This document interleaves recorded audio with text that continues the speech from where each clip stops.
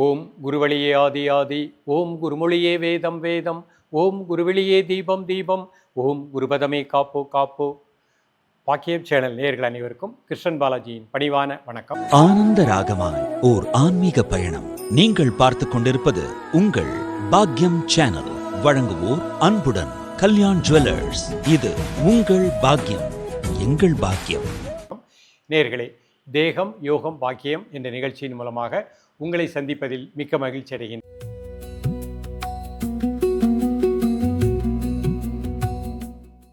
மாமுனி பதஞ்சலி மகரிஷி அருளிய அஷ்டாங்க யோகம், அதில் 3வது படி யோகாசனங்கள்.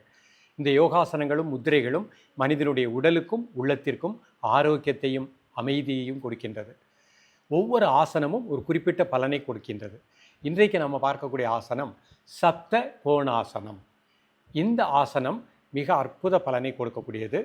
இடுப்பு முதல் கால் பகுதி வரை நரம்பு மண்டலங்களுக்கு புத்துணர்வை கொடுக்கக்கூடியது. இடுப்பு எலும்பு தேய்மானம் இல்லாமல் வாழச் செய்யக்கூடியது. முதுகுத்தண்டை திடப்படுத்தக்கூடியது. கால்கள் நமக்கு நன்றாக இருந்தால் தான் நமது வாழ்க்கை வளமாக இருக்கும். அப்போ கால் நரம்பு மண்டலங்கள் முழுக்க நல்ல பிராண ஆற்றலை கொடுக்கக்கூடியது. அதே மாதிரி உடல் சூட்டை சமப்படுத்தக்கூடியது. அதே மாதிரி பைல்ஸ் கம்ப்ளைண்ட் போன்ற பிரச்சனைகள் வராமல் சிறப்பாக வாழச் செய்யக்கூடியது. பெண்களுக்கு வருகின்ற மாதவிடாய் சம்பந்தப்பட்ட அனைத்து பிரச்சனைகளுக்குமே இந்த ஆசனம் ஒரு முழுமையான தீர்வை கொடுக்கக்கூடியது. நேர்களை யோகாசனங்கள் செய்து கொண்டே அதோடு வாழ்வில் ஒழுக்கம், அதான் பதஞ்சலி மகரிஷி இயமம் நியமம் அப்புறம்தான் ஆசனம் கொடுத்துருக்காரு. அப்போ நம்ம காலை எழக்கூடிய நேரம் 4 மணி, இரவு படுக்கக்கூடிய நேரம் ஒரு 9:30 to 10.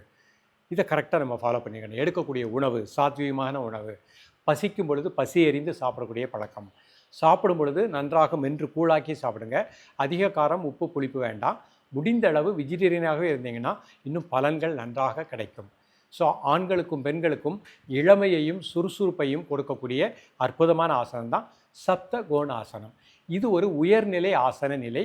வயதானவர்கள், உடலில் அறுவை சிகிச்சை செய்தவர்கள் இந்த ஆசனத்துக்கு முயற்சி பண்ண வேண்டாம். மாணவ செல்வங்கள் இந்த ஆசனத்துக்கு முயற்சி பண்ணுங்க. இப்பொழுது இதனுடைய செயல்முறை விளக்கத்தை தெளிவாக காண்போம்.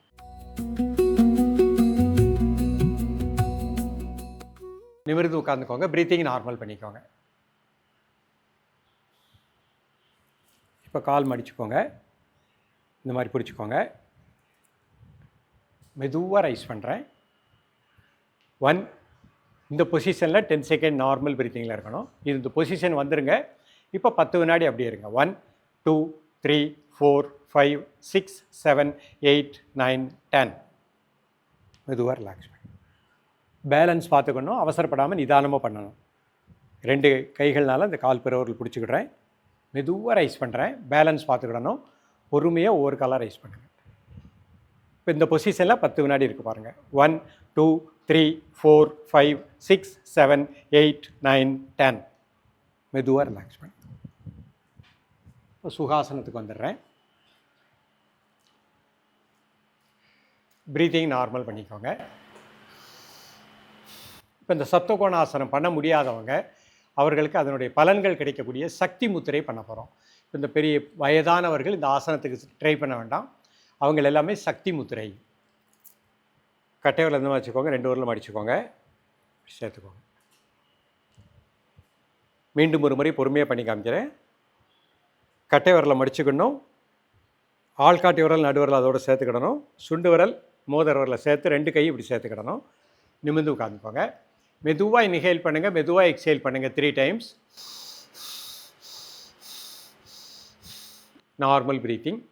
காலை மாலை இருவேளையும் சாப்பிட்றதற்கு முன்பாக 2 நிமிடம் முதல் 5 நிமிடங்கள் ரிலாக்ஸ் பண்ணிக்கோங்க. நேர்களை மீண்டும் சொல்வது, வயதானவர்கள் 70க்கு மேலே தாண்டவங்க, 60க்கு மேலே தாண்டவங்க, உடலில் அறுவை சிகிச்சை பண்ணவங்கள இந்த ஆசனத்துக்கு ட்ரை பண்ண வேண்டாம். பொறுமையாக இந்த சக்தி முத்திரை மட்டும் பயிற்சி பண்ணிகிட்டே வாங்க.